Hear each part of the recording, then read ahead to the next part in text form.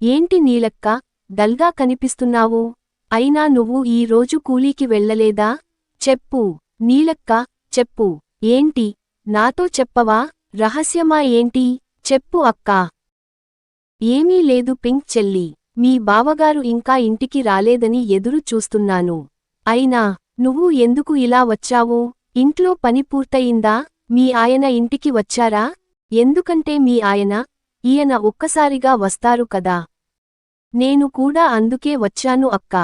చీకటి కమ్మేస్తోంది. ఇంకా వీళ్ళు రావడం లేదు. మీ పిల్లలు కనిపించడం లేదు. ఏమిటక్కా? మా పిల్లలకు ఈ మధ్య ఆరోగ్యం బాగుండటం లేదు. నిన్ననే హాస్పిటల్కు తీసుకెళ్లి వచ్చాను. అవును పింక్ చెల్లి, నిన్ను ఒక విషయానికి అడగాలి. నమస్కారం పింక్, బ్లూ అక్కలు. బావలు ఇంకా రాలేదా? ముచ్చట్లు పెడుతున్నారు. ఇంతకీ ఏం మాట్లాడుకుంటున్నారు? హా, మీ బావలు వస్తే మేమెందుకు ఇంకా ముచ్చట్లు పెడతాం? అయినా కరెక్ట్ టైంకే వచ్చావు బ్లాక్ చెల్లి. నువ్వు కూడా విను, సరేనా? అంత ముఖ్యమైన ముచ్చట ఏంటి అక్కా? అయితే త్వరగా చెప్పు. బ్లూ అక్క ముచ్చట చెప్పే ముందే నువ్వు వచ్చావు బ్లాక్ చెల్లి.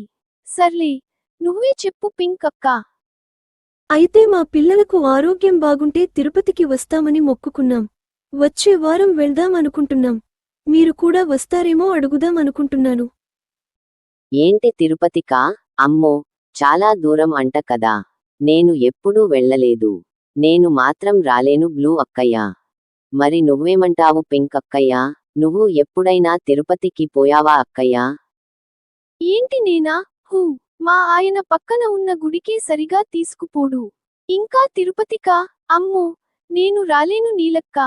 మీరు పోయి రండి. మీరు ఇద్దరూ అలా అంటే ఎలా? నా కోసం కాదు, మీకోసమే మీరు తిరుపతికి రావాలి. ఎందుకంటే మనకు తిరుపతికి వెళ్లే అవకాశం వచ్చినప్పుడు ఎవరైనా సరే వెళ్ళను అని అనకూడదు. ఎందుకంటే మనం వెళ్లాలనుకున్నా మరోసారి ఆ అవకాశం రాకపోవచ్చు. ఆ తిరుమల వెంకటేశ్వర స్వామి అనుగ్రహం ఉంటేనే మనం తిరుపతికి వెళ్ళగలుగుతాం.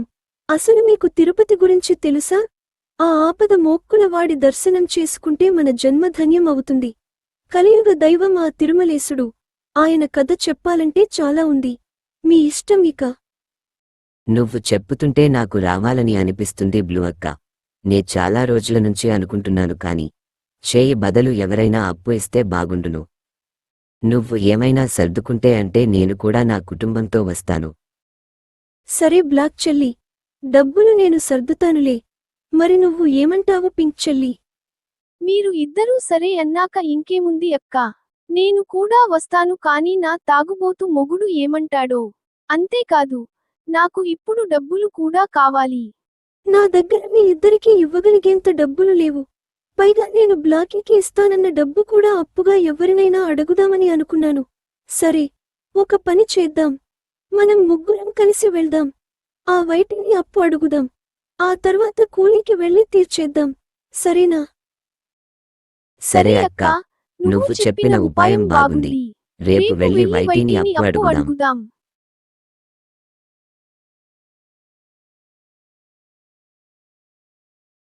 హా, ఇది నిజమేనా? పింకీ, బ్లాకీ, బ్లూ చెల్లెలు ముగ్గురూ కలిసి వచ్చారా? అయితే ఏదో పెద్ద పనిమీదనే వచ్చి ఉంటారు కదా. చెప్పండి. అదేంటి అక్కా, అలా అంటున్నావు? పని ఉంటేనే వస్తామా? మనం అందరం ఒక్క వాడవాళ్లమే. ఒకరి మంచి కోసం మరొకరికి చెప్పుకుంటే తప్పేంటి అక్కా? తప్పు ఏమీ లేదు కానీ బ్లాకీ, కొంచెం నువ్వు మాట్లాడకుండా ఉంటావా? నీ తీయని స్వరంతో మాట్లాడకు చెల్లి. ఇక నువ్వు చెప్పు బ్లూ, అసలు ఏంటి విషయానికి? ఏమీ లేదు వైటి అక్క. మేమందరం తిరుపతికి వెళ్దామని అనుకున్నాము. అందుకనే నీ దగ్గరికి వచ్చాము. నువ్వే కదా మన వాడకు పెద్ద మనిషివి. నువ్వు కూడా వస్తావేమో అడుగుదామని వచ్చాము. మళ్ళీ ఆ ముగ్గురిలో ఇంతవరకు ఎవ్వరూ తిరుపతికి వెళ్ళలేదు. నువ్వు వెళ్ళావా అక్కా? నేను తిరుపతికి 2 సార్లు వెళ్ళాను. అయినా మీ ముగ్గురూ వెళ్ళలేదు కదా, మరి ఎలా వెళ్తారు? ఎలాగైనా ఆ దేవుని మీద భారం వేసి వెళ్తాము అక్కా. కానీ నువ్వు కొంచెం డబ్బు సహాయం చేస్తే బాగుంటుంది అక్కా. దానిదేముంది లే చెల్లి, ఇస్తాను కానీ ఈ బ్లాకీని వెంట పెట్టుకుని వెళ్తున్నారు, జాగ్రత్త సుమా. ఇంతకీ ఈ డబ్బులకు హామీ ఎవరు? వైటి అక్క, నన్ను అలా ఎందుకు అవమానిస్తున్నావు? నా గొంతుకు ఏమైంది అక్కా? అది దేవుడు ఇచ్చిన గొంతు, నలుపు శరీరం. ఈ రంగును నేను నాకు నేనే తెచ్చుకోలేదు కదా. ఇలా అనుకోవడం నాకు చాలా బాధగా అనిపిస్తుంది అక్కా.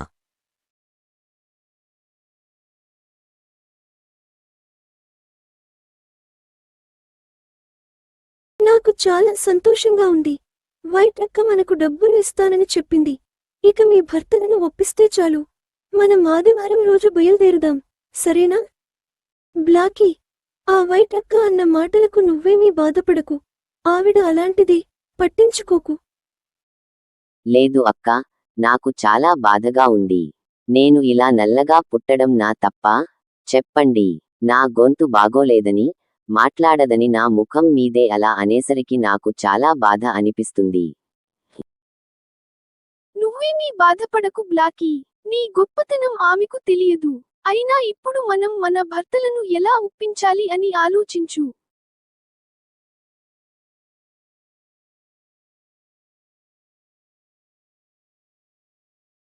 ఏముంది, మనవాడ కట్టు అందరూ తిరుపతికి వెళ్తున్నారు, మనం కూడా వెళ్దాం సరేనా? తిరుపతికా?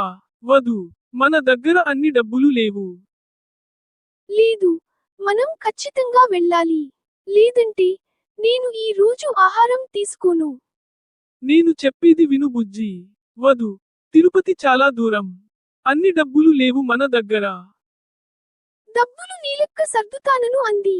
డబ్బులు గురించి ఆలోచించకండి. సరే, వెళ్దాంలే అంటే.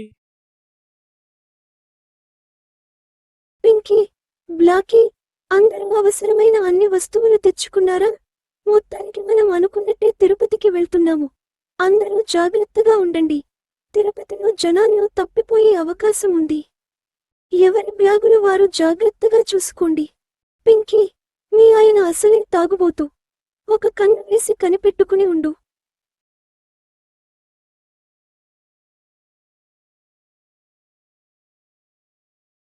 బస్ వస్తోంది. అందరూ మీ బ్యాగులు చేతిలో పట్టుకోండి. అసలు నా కలలో కూడా మనమందరం కలిసి తిరుపతికి వెళ్తామనే విషయానికి అనుకోలేదు. అంతా ఆ గోవిందుని దయే. అందరూ ఒక్కసారి చెప్పండి, గోవింద గోవింద గోవింద గోవింద. మరి ఈ పక్షులు ఆ వెంకటేశ్వర స్వామి దర్శనం దక్కుతుందా లేదా అనేది నెక్స్ట్ ఎపిసోడ్లో చూద్దాం. శ్రీనివాస శ్రీ వెంకటేశ భక్తవత్సల భాగవత